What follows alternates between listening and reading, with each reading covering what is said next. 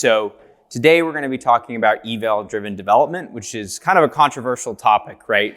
We're all wondering how to do this. And this is some of the insights I've gained from working with a bunch of different customers on this topic.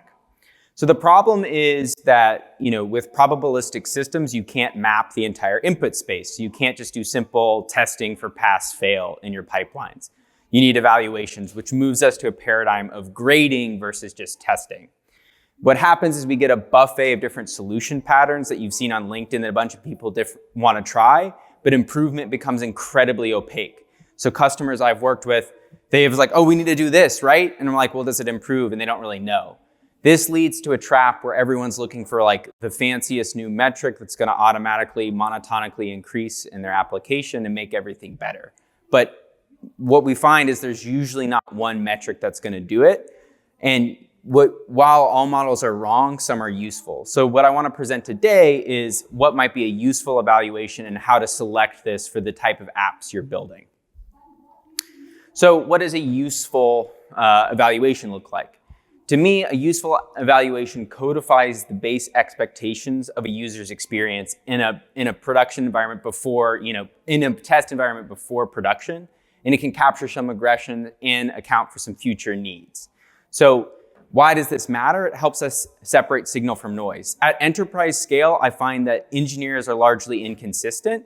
And so we have very distributed teams and they'll be implementing different features. It's hard to know how that all impacted a fundamental probabilistic system. This may be less important if you're still figuring out product market fit and you need to get things out of the door. You'll see on LinkedIn, not everybody loves eval-driven development. Some of that is valid. If you're really early stage and you don't know where you're at with your team, you can move quick. But if you are in the evaluation stage, here are 3 bullets I want you to remember. 1, know the app. Know what you're going to build.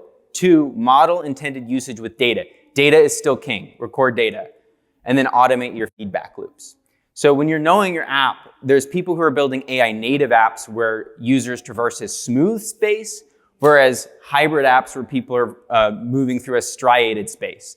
What I mean by striated space is the outcomes of your AI system are n. There's n number of outcomes. You can label this in data, and this is really important to understand with what you're evaluating. You don't use the same evaluation metrics for both. So when we're getting into striated apps, like a RAG system, how would you evaluate that? Well, I know what some of my outputs might look like. So I can use more traditional metrics like precision and recall and F1 score to monitor retrieval. There's more advanced metrics for the generation like faithfulness or relevancy, but I want to attribute this to my data as much as possible because it's a finite set of outputs from retrieval. I know that and I can model that in my data. So I want to leverage that. For smooth systems, what I recommend is taking a teaching approach.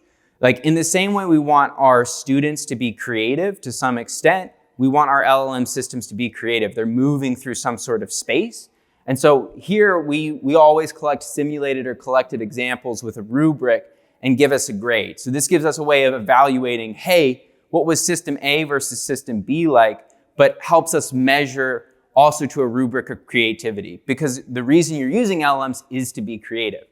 So in an agent system we built out, which works through Slack, we actually have this automatically built into our pipeline. So as ML practitioners and you're building things that need to work in the real world, we have every time any signal is recorded, it's like a thumbs up, thumbs down on our system, it goes to an S3 bucket. And every time we merge to main, we run our teacher bot to make sure that the last thing that works is either up or down from where we were. But we can't model all that at once. So to recap, identify what type of app you're building, whether it's smooth or striated, document. You need data. Record how people are going to use your app or intend to use your app. And finally, quality is still a function of creativity and intention. There's no one metric that's just going to monotonically improve your app. With that, really appreciate your time. Redis is at booth 37 if you want to talk more to me. And then you can check out my email or GitHub. I've written an open source Python package for doing evaluations on information retrieval tasks. So if you're working on a search use case or something of that nature, there's a package for that. Thanks for your time, everybody.